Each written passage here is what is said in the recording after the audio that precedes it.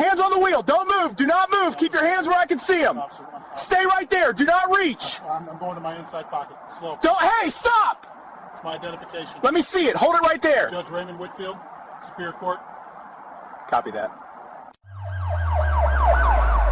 The evening air hung thick with the promise of rain over Baltimore, Maryland. Gray clouds rolled across the darkening sky like bruises spreading across pale skin. It was April 8th, a Tuesday, and the clock had just struck 6:47 p.m. when a black Lincoln Continental pulled smoothly into the parking lot of the Riverside Plaza Shopping Center. The driver, a 46-year-old African-American man in a charcoal gray suit, had no idea that the next 15 minutes would alter the trajectory of his life and send shockwaves through an entire city's law enforcement system. His name was Judge Marcus Whitfield. For the past 8 years, he had presided over cases in the Baltimore Superior Court, earning a reputation as one of the most fair-minded and principled jurists in the state. Before ascending to the bench, he had spent nearly 2 decades as a civil rights attorney, fighting battles that most lawyers considered unwinnable. He had argued cases before appellate courts, challenged discriminatory practices in housing and employment, and dedicated his career to the belief that the law, when properly applied, could be a force for genuine justice in an often unjust world. But on this particular Tuesday evening, Marcus Whitfield was not thinking about courtrooms or legal precedents. He was thinking about his daughter's birthday. She was turning 12 in 3 days, and he had promised to pick up the custom cake she had been dreaming about for months. The bakery was just across the plaza, a small family-owned establishment that had been serving the community for over 30 years. He had called ahead. The cake was ready. This was supposed to be a simple errand, nothing more than a brief stop on his way home. Marcus guided his car into a parking space near the back of the lot, away from the clusters of vehicles near the main entrance. It was a habit born from years of careful driving. He preferred spots where he could pull through, where he had clear sightlines and room to maneuver. Some might call it paranoid. He called it prudent. In his experience, caution was rarely wasted. He turned off the engine and sat for a moment, allowing the silence to settle around him. Through the windshield, he could see shoppers moving in and out of the various stores, their faces lit by the warm glow of the plaza's exterior lights. A mother pushed a stroller toward the grocery store. A teenage couple walked hand in hand toward the movie theater at the far end of the complex. Ordinary people living ordinary lives, completely unaware of the drama about to unfold just 100 yards away. Marcus reached for his phone to check the time. The bakery closed at 7:30, which gave him plenty of room. He would be in and out in 10 minutes, home before 8, plenty of time to hide the cake in the garage before his daughter got curious. A small smile crossed his face at the thought. These were the moments he cherished most, the simple pleasures of fatherhood that his demanding career sometimes made difficult to enjoy. He was about to open his door when movement in his rearview mirror caught his attention. A patrol car had entered the lot and was moving slowly between the rows of parked vehicles. Marcus watched it with the casual interest of someone who had spent his professional life interacting with law enforcement. The cruiser's pace was deliberate, almost predatory, its occupant clearly scanning the area for something or someone. Now, before we go any further, I want you to really settle in for this one. This story is going to take some turns that might shock you, might anger you, and will almost certainly make you think. If you appreciate deep dives into cases that reveal uncomfortable truths about power and accountability, make sure you stay until the very end. And if you haven't already, consider subscribing so you don't miss stories like this in the future. The patrol car belonged to Officer Ryan Caldwell, a 24-year-old who had been with the Baltimore Police Department for just under 9 months. He was young, eager, and possessed of the particular brand of confidence that often accompanies inexperience. In his mind, he was already a veteran, a natural talent who had figured out the job faster than most. His supervisors, however, held a different view. Ryan Caldwell's personnel file told a story of red flags and missed opportunities for intervention. In his brief tenure, he had already accumulated 4 citizen complaints, 3 of which involved allegations of aggressive behavior during routine stops. His field training officer had noted concerns about his judgment in his final evaluation, writing that Caldwell displayed a tendency to escalate situations unnecessarily and showed difficulty accepting guidance from more experienced officers. The recommendation had been for extended supervision and additional training in de-escalation techniques. But the Baltimore Police Department, like so many departments across the country, was stretched thin. Budget cuts had reduced their training capacity. Staff shortages meant that rookie officers were often released to solo patrol before they were truly ready. Caldwell had been put on the street alone after just 5 months, 2 months earlier than department policy technically allowed. The decision was made by administrators who were more concerned with filling shifts than with ensuring that every officer wearing the badge was prepared for the immense responsibility it carried. On this April evening, Ryan Caldwell was cruising through the Riverside Plaza lot for reasons he would later struggle to articulate. He wasn't responding to a call. There had been no reports of suspicious activity in the area. The plaza was, by all accounts, one of the safer commercial areas in the district. But Caldwell had developed what he considered an instinct for trouble. He believed he could spot criminals simply by watching how they moved, how they carried themselves, how they looked around at their surroundings. It was a belief that had no basis in actual evidence or proper police training. It was, in reality, a collection of biases dressed up as intuition. His eyes locked onto the black Lincoln Continental in the back corner of the lot. Nice car. Expensive. Parked away from the other vehicles. The driver was still inside, just sitting there, looking at his phone. To Ryan Caldwell, this combination of factors was suspicious. Why would someone with a car like that park so far from the stores? Why was he just sitting there? What was he looking at on his phone? The questions that didn't occur to Caldwell were equally telling. He didn't wonder if maybe the driver just preferred empty parking spaces. He didn't consider that checking a phone before getting out of a car was perhaps the most common behavior in America. He didn't ask himself whether he would have given the same scrutiny to an identical scene involving a different driver. He didn't ask these questions because, on some level, he would never acknowledge the answers would have been uncomfortable. The truth was simpler and uglier than any tactical assessment. Ryan Caldwell saw a black man in an expensive car, and some part of his brain decided that this combination required investigation. The patrol car changed direction, no longer meandering but moving with purpose now. It swung around the end of a row and began approaching the Lincoln from behind. Inside the car, Marcus Whitfield noticed the change in trajectory. He watched through his mirrors as the cruiser drew closer, waiting for it to pass by on its way to wherever it was actually going. It didn't pass by. Instead, the patrol car pulled up directly behind the Lincoln and stopped, positioning itself in a way that would make it difficult for Marcus to back out of his space. The light bar on top remained dark. No sirens, no emergency signals, just a police cruiser sitting there, its presence heavy with implication. Marcus felt his stomach tighten. After 46 years of living in America, after decades of fighting for civil rights, after rising to one of the most respected positions in the state's judicial system, he recognized this moment for what it was. He knew it in his bones, in a way that no amount of professional success could ever fully erase. This was a stop. An unofficial one, perhaps, but a stop nonetheless. And he knew, with a certainty born from bitter experience, exactly why it was happening. He took a breath, then another. He had learned long ago that the first few seconds of an encounter like this could determine everything that followed. He needed to be calm. He needed to be measured. He needed to be, in every way that mattered, above reproach, because the burden of proof in these situations never fell on the officer. It fell on him.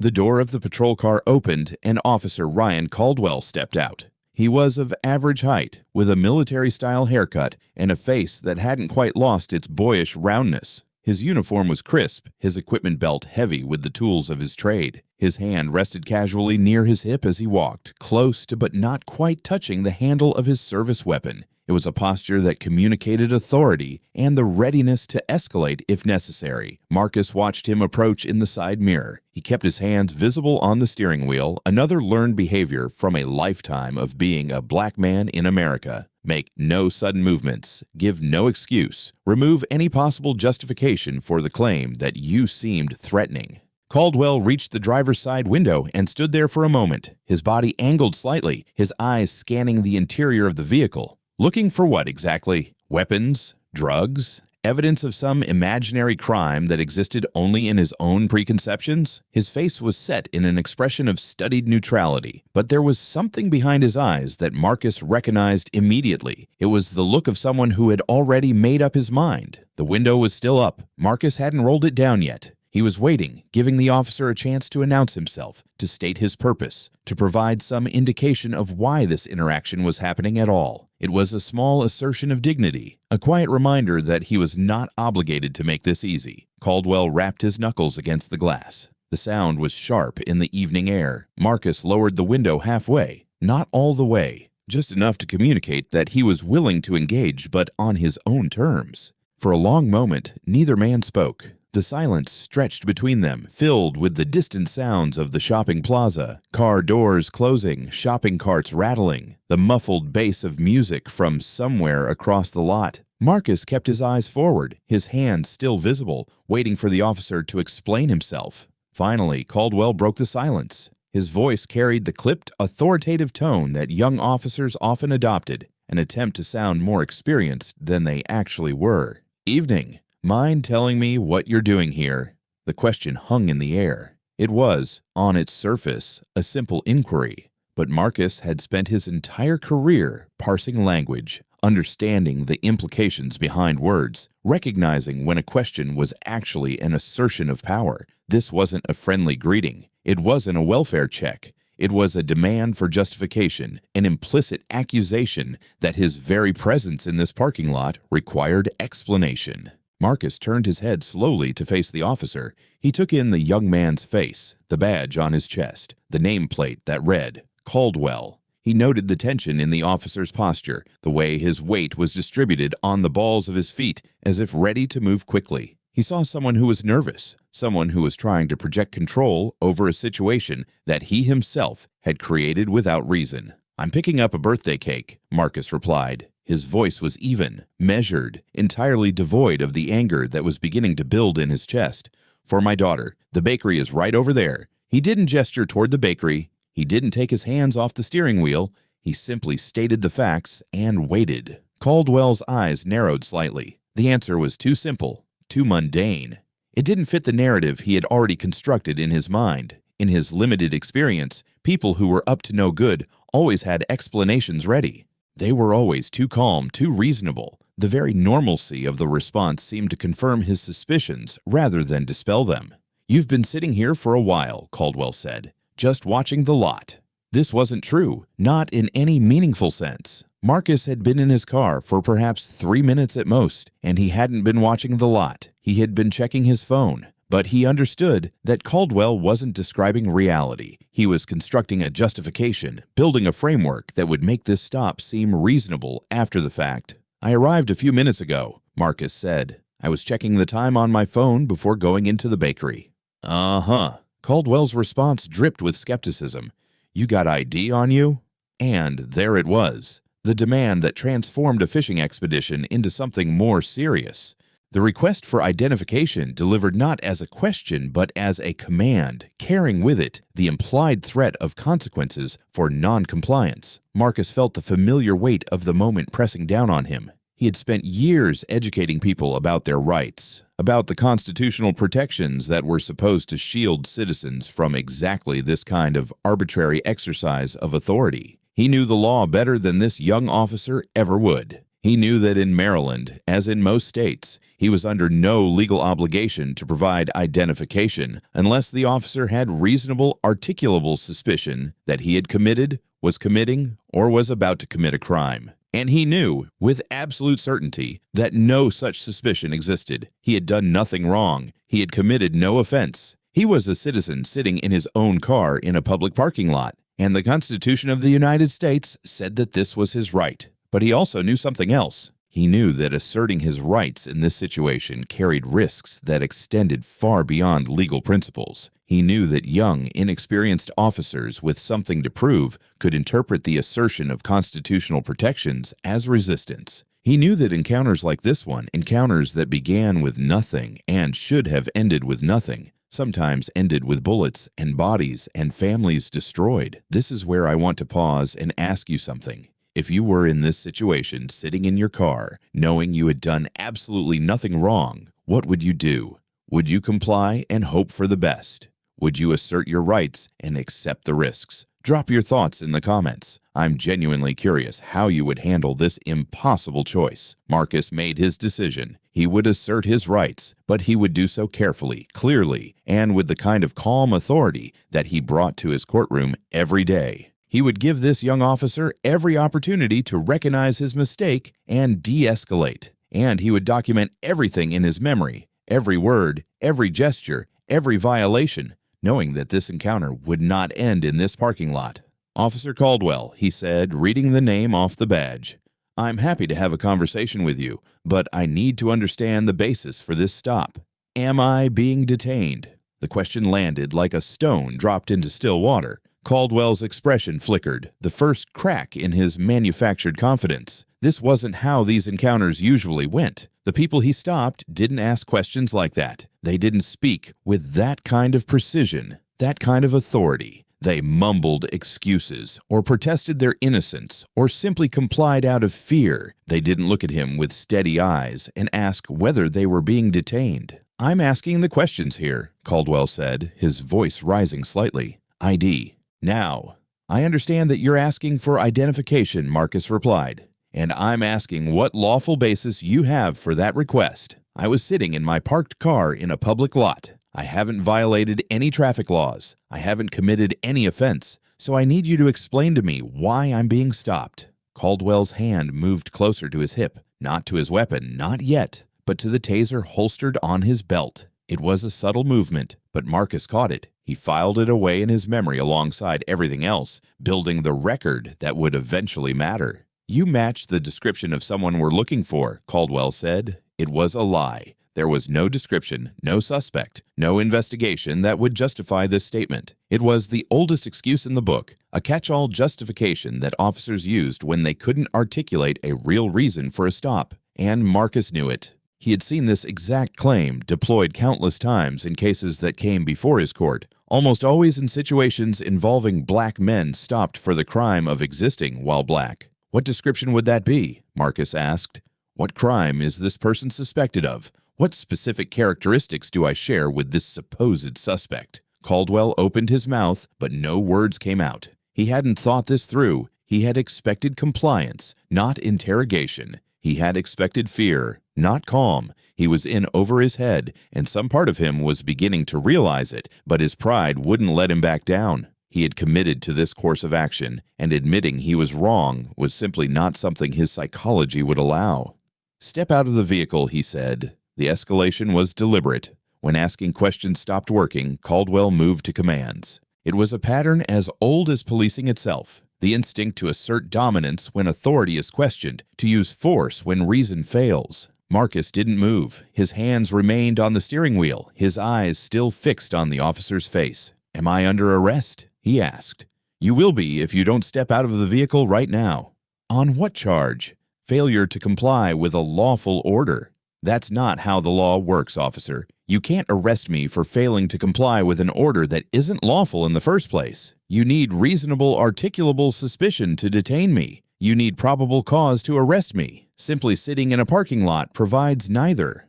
Caldwell's face flushed red. Nobody talked to him like this. Nobody lectured him about the law while he was in uniform. His hand closed around the handle of his taser, and he drew it from the holster, not pointing it directly at Marcus yet, but holding it in a ready position that made the threat clear. "Last warning," he said. "Get out of the car now, or I will remove you." The moment stretched, elastic with tension. Inside the Lincoln, Marcus felt his heart pounding despite his outward calm. He was afraid, genuinely afraid, in a way that his professional success was supposed to have insulated him from. He had a taser pointed at him. He was alone. The officer was young, scared, and clearly not in control of his emotions. This was precisely the kind of situation that ended in tragedy. But he also knew something that Officer Caldwell did not. He reached slowly, deliberately, toward the inside pocket of his suit jacket. Caldwell's body tensed, his finger tightening on the taser. "I'm reaching for my identification," Marcus said, his voice cutting through the tension. "Exactly as you requested. I'm moving slowly." You can see my hands at all times." His fingers closed around the leather case, and he drew it out, holding it up so that Caldwell could see it clearly through the half-open window. Then, with a practiced motion, he flipped it open. The badge caught the last rays of daylight. Gold, polished, unmistakable. Below it, the identification card with his photograph and the words that would change everything. Marcus Whitfield, Judge, Baltimore Superior Court. Time seemed to stop. Caldwell's eyes went wide, his face cycling through a rapid succession of emotions. Confusion, recognition, dawning horror. The taser, which had been raised in threat just seconds ago, suddenly seemed obscenely inappropriate. His arm slowly lowered, the weapon hanging uselessly at his side. He started, then stopped. His mouth worked, but no coherent words emerged. "My name is Judge Marcus Whitfield," the man in the Lincoln said, his voice now carrying the full weight of his authority. "I have served on the Superior Court for 8 years. Before that, I spent 18 years as a civil rights attorney. I know the law, Officer Caldwell. I know it better than you do. And I know that everything you've done in the last 5 minutes constitutes a violation of my Fourth Amendment rights against unreasonable search and seizure, as well as potential violations of the 14th Amendment's Equal Protection Clause." Caldwell took a step backward, as if the words themselves were physical forces pushing him away. His face had gone pale, all the color draining from it in an instant. The reality of his situation was crashing down on him like a wave, each new thought worse than the last. He had just unlawfully detained a judge. He had drawn his taser on a member of the judicial system. He had demanded identification without cause, made up a fictitious suspect description, and threatened arrest on baseless charges. His career, his reputation, his entire future was suddenly hanging by the thinnest of threads. "Sir, this was," he stammered. "I didn't know." "That's precisely the problem," Marcus replied. "You didn't know who I was. And because you didn't know, you treated me as a criminal. You treated me as a threat. You pointed a weapon at me for the crime of sitting in my car. But here's what I need you to understand, officer. The problem isn't that you didn't recognize me. The problem is that it shouldn't matter. The Constitution doesn't only protect judges. It protects everyone. It protects the teenager walking home from school. It protects the construction worker stopped on his lunch break. It protects the father picking up a birthday cake for his daughter." He paused, letting the words sink in. "What would you have done if I were just an ordinary citizen, someone without a badge and a title, someone without the power to hold you accountable? What would have happened to that person?" Caldwell had no answer. His eyes dropped to the ground, unable to meet the judge's gaze. His hand, still holding the taser, trembled slightly. In that moment, stripped of his pretense of authority, he looked exactly like what he was. A frightened young man who had made a terrible mistake and was only beginning to understand its consequences. The sound of another vehicle broke the moment. Both men turned to see a second patrol car pulling into the lot, its driver having apparently noticed the stopped cruiser and come to investigate. The car pulled up beside Caldwell's, and a uniformed sergeant stepped out. Sergeant Denise Carter was a 23-year veteran of the Baltimore Police Department. She had gray, streaking her close-cropped hair and the kind of bearing that came from decades of navigating the complicated politics of law enforcement. She took in the scene quickly, her eyes moving from Caldwell's pale face to the taser still in his hand to the man sitting in the Lincoln with a badge case held up in plain view. "Officer Caldwell," she said, her voice tight. "What exactly is happening here?" Caldwell turned to her, and for a moment it seemed like he might try to construct some explanation that would minimize what he had done. But one look at the sergeant's face told him that deception was not an option. She had seen enough to know that something had gone wrong, and she wanted the truth. I stopped this gentleman for," he started. "For sitting in a parking lot," Marcus finished. "For the apparent offense of being a black man in an expensive car. And when I asked for the legal basis of the stop, Officer Caldwell manufactured a fictitious suspect description and threatened to arrest me for refusing to comply with unlawful orders. He also drew his taser." Sergeant Carter closed her eyes for a moment, as if praying for strength. When she opened them, her expression was grim. "Judge Whitfield," she said, "I recognize you from the courthouse. I can't begin to tell you how sorry I am that this happened. This is completely unacceptable. Thank you for that acknowledgement, Sergeant. But my concern extends beyond what happened to me personally. I want to know how an officer with his apparent level of judgment ended up on solo patrol. I want to know what systems failed to catch this before it happened. And I want your assurance that there will be a thorough and honest investigation into this incident." "There will be," Carter said. "I promise you that." She turned to Caldwell, and the look she gave him carried the weight of a career's worth of disappointment. "Holster your weapon. Get back in your cruiser. You're off the street as of right now. Don't talk to anyone. Don't write any reports. Don't do anything until you hear from Internal Affairs. Is that understood?" Caldwell nodded mutely. He holstered the taser with hands that shook visibly. Without another word, without so much as a glance back at the judge he had wronged, he retreated to his patrol car. Moments later, the engine started and the cruiser pulled away, disappearing into the evening traffic. Sergeant Carter watched him go, then turned back to Judge Whitfield. "Your Honor, I know this doesn't fix anything, but I want you to know that this isn't what we're supposed to be. This isn't the department I joined. We've got problems, real problems, and what you experienced tonight is one of them.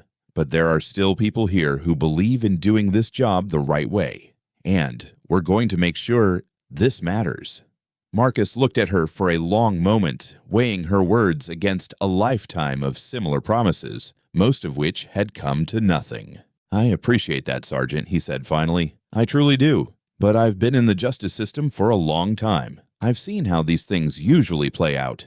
Officers get suspended with pay. Investigations drag on for months. Reports get written in language designed to obscure rather than reveal. And in the end, nothing changes. The same patterns repeat with different names and different faces." He paused, his expression hardening with resolve.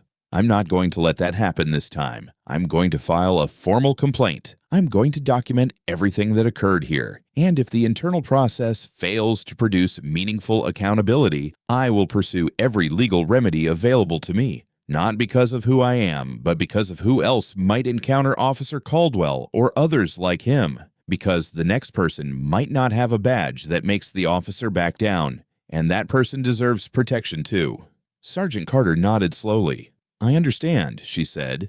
"And for what it's worth, I think you're right. We need the pressure. We need someone with your standing to push for real change. Lord knows the department hasn't been willing to do it on its own." The two of them stood there for a moment, an unlikely alliance forming in the fading light. They were both part of the same system, but they had different visions of what that system should be. And in that moment, both of them recognized that the path forward would require uncomfortable truths and genuine consequences.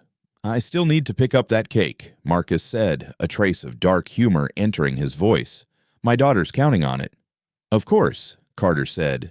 And again, "I am truly sorry this happened. If there's anything I can do to assist with the complaint process, please don't hesitate to reach out." She handed him a business card, then returned to her patrol car. Marcus watched her drive away, then sat for another long moment in the gathering darkness, processing everything that had just occurred. The bakery was still open. The cake was still waiting. Life, as it always did, would continue on. But something had shifted in the air tonight. A line had been crossed, and there would be consequences. Of that, Judge Marcus Whitfield was absolutely certain. He picked up his phone and began typing notes about everything that had happened. Every detail, every word, every violation. The legal process would begin tomorrow, but the documentation started now. The news broke 3 days later. Judge Marcus Whitfield's formal complaint landed on the desk of Internal Affairs on April 11th, a Friday morning. By noon, someone had leaked its contents to a reporter at the Baltimore Tribune. By the evening news cycle, the story had gone national. The headline wrote itself, "Superior Court Judge Stopped at Taser Point for Sitting in His Car." Beneath that, in slightly smaller type, "Officer had 4 prior complaints in 8 months on force." What followed was a textbook case of how institutions respond when their failures become public. The police department issued a statement expressing concern and promising a thorough investigation. The police union released a separate statement defending Officer Caldwell's right to due process and warning against rushing to judgment. The mayor held a press conference calling the incident troubling while carefully avoiding any language that might be construed as criticism of the department. And on social media, the story exploded. Within 24 hours, the hashtag #JourJusticeForWhitfield was trending. But more powerful than that were the thousands of responses from ordinary people sharing their own experiences. Story after story poured in, tales of being stopped while black, of being questioned for walking through their own neighborhoods, of being treated as suspects in the course of their daily lives. The judge's encounter had touched a nerve, giving voice and validation to what so many had experienced but rarely saw acknowledged. Here's something I want you to think about as this story unfolds. How many times does something like this happen without making the news? How many people go through what Judge Whitfield went through but don't have the credentials, the connections, or the resources to fight back? If you've experienced something similar, or if you have thoughts on how we fix these systemic problems, share your story in the comments. This channel is built on real conversations about real issues, and your voice matters. The internal investigation proceeded faster than anyone expected, largely because the facts of the case were so clear. Sergeant Carter's statement corroborated Judge Whitfield's account. Caldwell's own body camera, which he had failed to deactivate, captured the entire encounter. The footage showed everything: the baseless stop, the invented suspect description, the drawn taser, the escalating demands. And it showed Caldwell's face when he saw the judicial badge, the moment of recognition that told the whole story. 2 weeks after the incident, Officer Ryan Caldwell was placed on administrative leave pending the outcome of a disciplinary hearing. His prior complaints, which had previously been treated as isolated incidents, were now being reviewed as part of a pattern. The field training officer who had flagged concerns about his judgment was interviewed again. So were the administrators who had approved his early release to solo patrol. The picture that emerged was damning, not just of Caldwell, but of the systems that had enabled him. The department's hiring process had failed to screen out a candidate with obvious bias issues. The training program had failed to correct his problematic tendencies. The oversight mechanisms that were supposed to catch officers like him had been weakened by budget cuts and institutional neglect. And the culture of the department had allowed his behavior to continue unchecked until he happened to target the wrong person. Judge Whitfield watched all of this unfold from his chambers, where cases continued to arrive on his docket as they always had. He presided over arraignments and motions hearings, reviewed briefs and issued rulings, maintained the same rigorous standards that had defined his entire career. But something had changed in how he approached his work. Every defendant who stood before him now carried a slightly different weight. Every police report he reviewed was read with fresh eyes. He had always been skeptical of law enforcement claims that didn't quite add up, but now that skepticism was grounded in something more personal, he knew in a way he hadn't fully understood before what it felt like to be on the other side of that power dynamic. 6 weeks after the parking lot encounter, the Internal Affairs investigation concluded. Its findings were unequivocal. Officer Ryan Caldwell had violated department policy on multiple counts. He had conducted a stop without reasonable suspicion. He had fabricated justification for that stop. He had escalated a non-threatening situation through the deployment of a conducted energy weapon. And his behavior demonstrated a pattern of bias-based policing that rendered him unfit for continued service. The disciplinary board convened in May. Caldwell, represented by union counsel, attempted to defend his actions. He claimed that his training had taught him to trust his instincts. He argued that the parking lot location and the judge's behavior had genuinely seemed suspicious to him. He insisted that he had been trying to protect the community. The board was unmoved. In their written decision, they noted that instincts shaped by bias were not a defense for discriminatory conduct. They observed that sitting in a parked car and checking one's phone did not constitute suspicious behavior by any reasonable standard, and they concluded that Caldwell's continued employment would pose an unacceptable risk to public trust and community safety. On June 3rd, Ryan Caldwell was officially terminated from the Baltimore Police Department. He was 24 years old, with less than a year of service.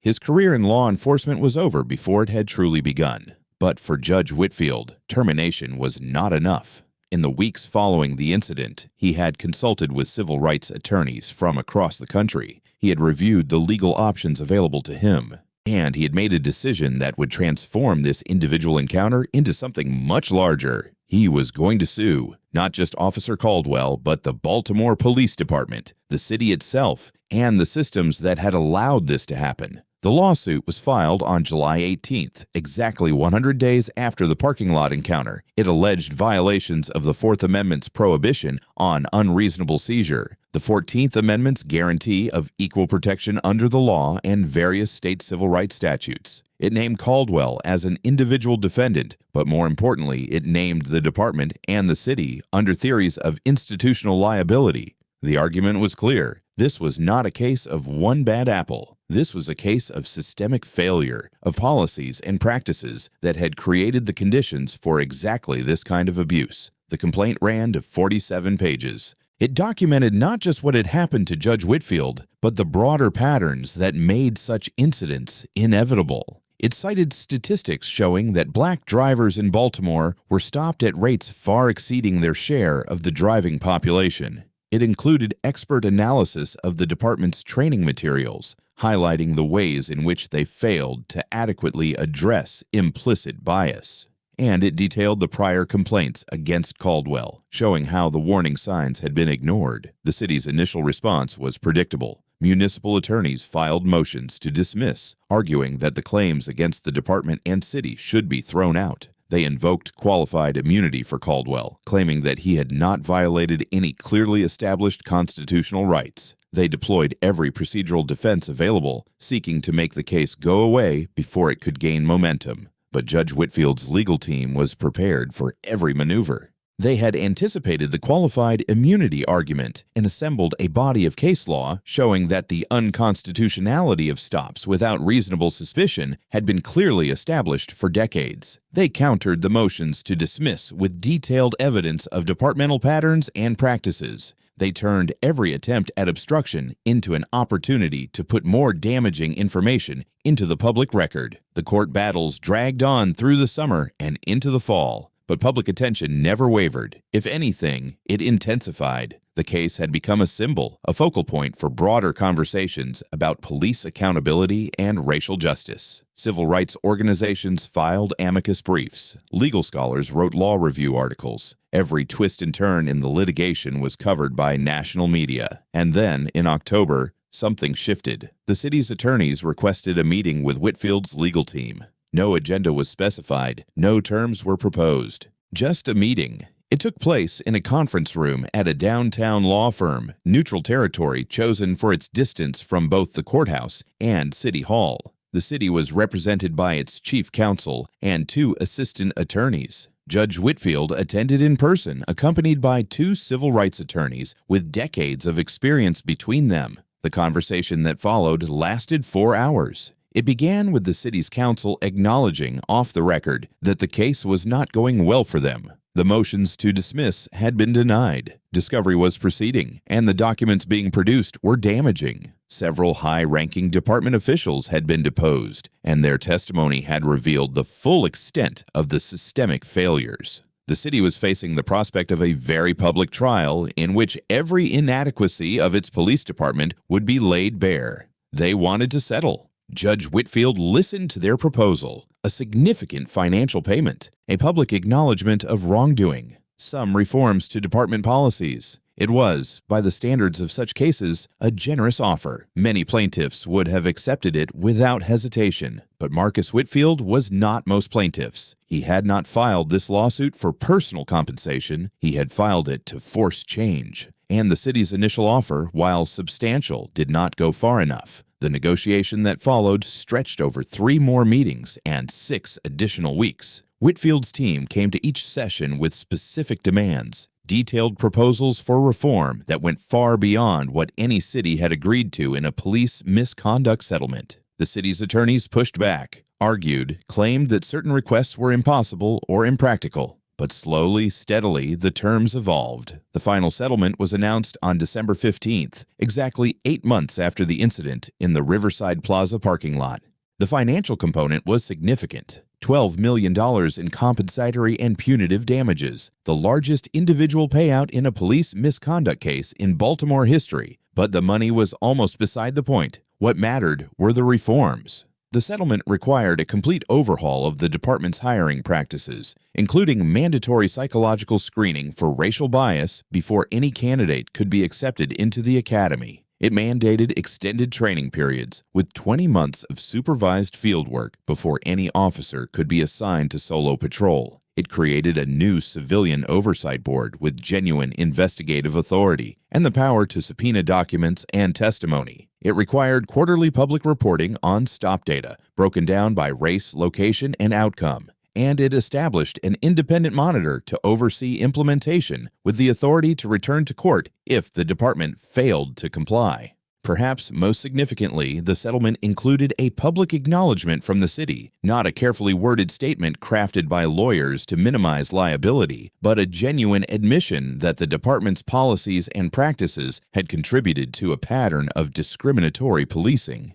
It was the kind of acknowledgement that cities almost never make, because it opens the door to future litigation. But Whitfield's team had made it a non-negotiable requirement, and the city had ultimately agreed. The press conference announcing the settlement drew media from across the country. Judge Whitfield stood at a podium in front of City Hall, flanked by his legal team and surrounded by community leaders who had supported the case from the beginning. He spoke for nearly 15 minutes, not about his own experience, but about what this walking home from school. It happens to workers on their lunch break. It happens to fathers and mothers and grandparents who are just trying to live their lives in peace. He paused, gathering himself. The difference is that most of those people don't have the resources to fight back. They don't have the credentials that make officers suddenly recognize their mistake. They don't have access to the legal system in the way that I do. They experience these violations, and they have no recourse. They just have to absorb it and move on.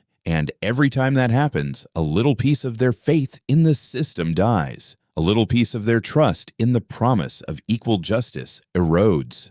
I brought this lawsuit because I believed it was my responsibility to use the platform I have to fight for people who don't have the same platform. The reforms we've secured today won't fix everything. We know that. Changing a system this entrenched will take years of sustained effort and vigilance. But we've taken a step.